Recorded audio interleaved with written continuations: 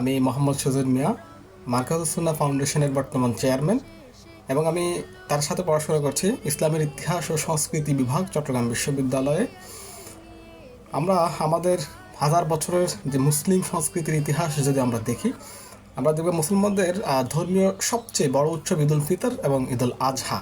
তো সেই ঈদুল ফিতর এবং ঈদুল আজহাতে বাংলার সুলতানি আমল এবং মোগল আমলে তারা জাঁকজমকপূর্ণভাবে এবং রাজকীয়ভাবে তারা এই ঈদ উৎসব পালন করতেন।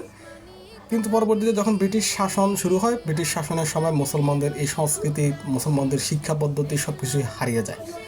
তো তারই ধারাবাহিকতায় আমরা আমাদের রাষ্ট্রীয়ভাবে এবছর সিদ্ধান্ত হয়েছে ঈদের পর আনন্দ মিছিল তারা করবে।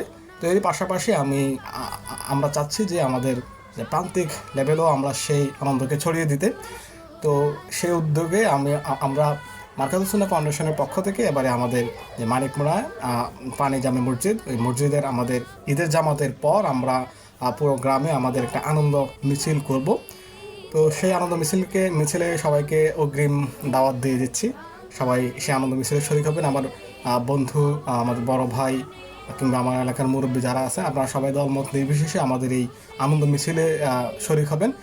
আমাদের এই আনন্দ মিছিল সম্পর্কে কিছু হিস্টোরিক্যাল কিছু আলাপ আছে, সেটা আমি একটু বলার চেষ্টা করছি।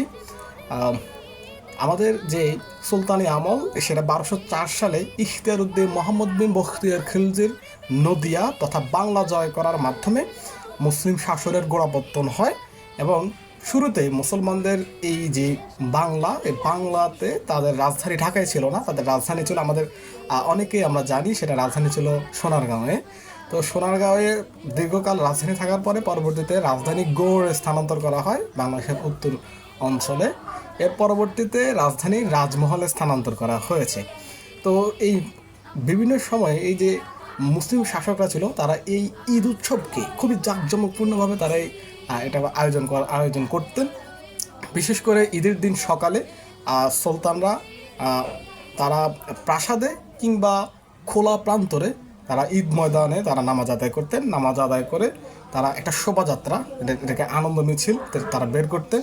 সেই আনন্দ মিছিলে সৈন্যদের একটা বিশাল দল থাকতো, সেখানে থাকতো অশ্বারোহী, সেখানে থাকতো হস্তি বাহিনী, হস্তি দল একটা থাকতো, হাতির দল, তারপরে সেখানে পদাতিক বাহিনী থাকতো। খুবই রাজকীয়ভাবে তারা এই উৎসবটা পালন করতেন।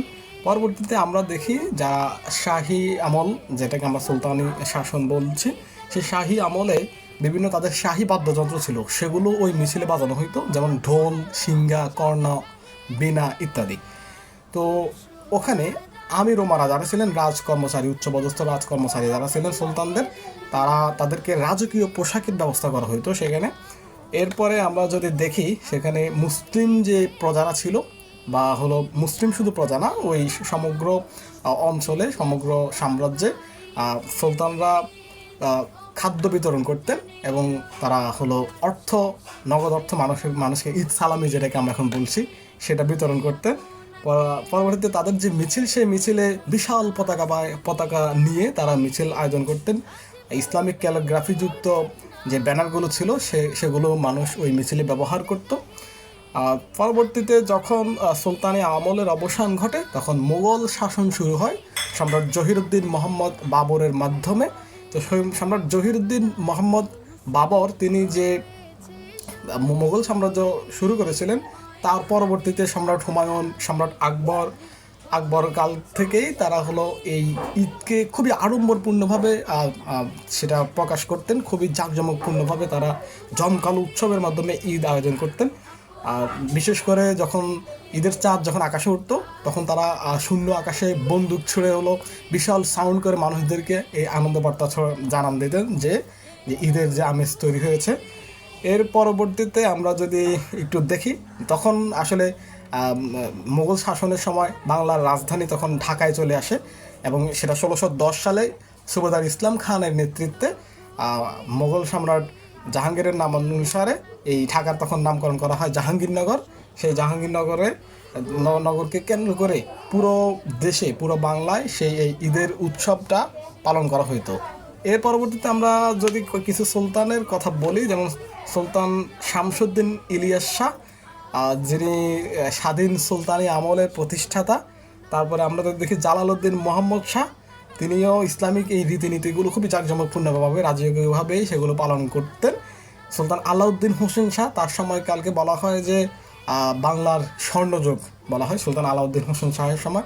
আমরা যদি দেখি এই সুলতানরা তারা হলো প্রায় সবাই তারা হলো এই ঈদ আনন্দটাকে তারা খুবই জাঁকজমকপূর্ণভাবে মানুষের কাছে তুলে ধরতেন এবং সেটা আয়োজনের ব্যবস্থা করতেন। তো আমাদের সেই মুসলিম শাসনের ইতিহাসকে কেন্দ্র করে আমরা আমাদের রাষ্ট্রীয়ভাবে এবং আমাদের প্রত্যন্ত অঞ্চল থেকে আমরা সেই আনন্দ মিছিলের যাত্রা আবার নতুন করে শুরু করব। তো আমাদের সেই মিছিলে আমরা হিউজ পরিমাণে আমরা ঈদ কার্ড রেখেছি।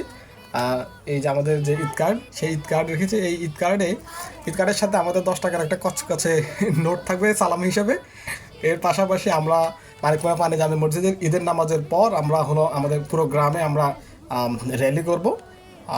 পরবর্তীতে আমরা এই ঈদ সালামের বিতরণ আর আমাদের সবার মধ্যে বিতরণ করব। পরবর্তীতে আমাদের মিষ্টান্ন বিতরণ কার্যক্রম। এরপর পরবর্তীতে সর্বশেষ আমাদের হলো পুরো গ্রাম প্রদক্ষিণ করে আমাদের যে মার্কাজুস সুন্নাহ ফাউন্ডেশনের অফিস যে মানিকপাড়া বাজারে, সেখানে এসে আমাদের এই র্যালি শেষ হয়ে যাবে। ওখানে আমরা আমাদের মিলাদের মাধ্যমে আমাদের অনুষ্ঠান শেষ করবো। আমি উদাত্তভাবে আহ্বান জানাচ্ছি আমার বন্ধু, আমার বড় ভাই এবং আমার এলাকায় যারা মুরব্বী আছে সবাইকে, দলমত নির্বিশেষে সবাই আপনারা আসুন, আমাদের এই আনন্দ মিছিলে আপনারা অংশগ্রহণ করুন। আমাদের ঈদের খুশিটাকে আমরা সমগ্র গ্রামে, সমগ্র বিশ্বে, সমগ্র দেশে আমরা সেগুলোকে ছড়িয়ে দিই। সকলের সহযোগিতা কামনা করছি। আশা করছি আমাদের এই আনন্দ যাত্রায় আপনাদেরকে আমরা সাথে পাবো।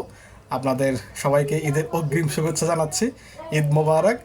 আর পাশাপাশি বলে রাখি, ঈদে অবশ্যই যে ওই রমজানের ওই রোজার শেষে এলো খুশির ঈদ, কাজী নজরুল ইসলামের সেই অবিচ্ছেদ্য গানটা আমরা অবশ্যই গাইবো একসাথে সমস্বরে। আপনারা সবাই আমাদের এই মিছিলে যোগদান করুন। সবাইকে উদাত্ত আহ্বান জানাচ্ছি। ঈদ মোবারক। আপনাকে আজ বিলিয়ে দেশ আসমানে